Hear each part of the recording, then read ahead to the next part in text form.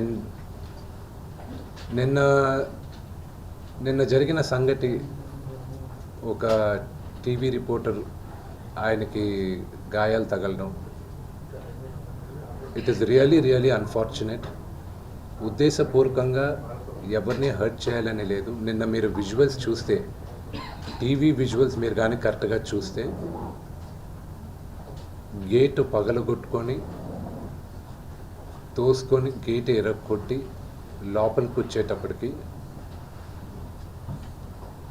ఒక తండ్రిగా ఆయన రియాక్ట్ అయిన విధం చాలా తక్కువని నా భావన.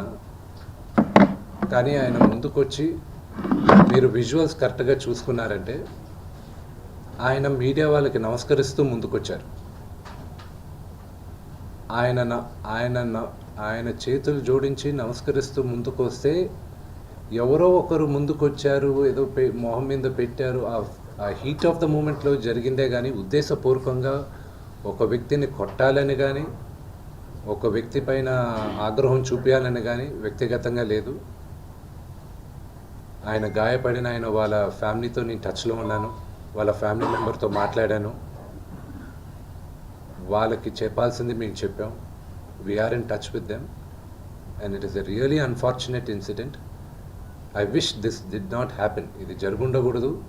It's really unfortunate. It happen. We all feel sad for it. Thank you.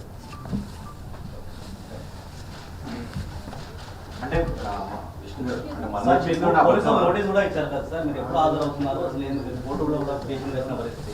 Sorry అండి, మోహన్ బాబు గారితో పాటు మీకు కూడా నోటీస్ ఇచ్చారు పోలీసు వాళ్ళు.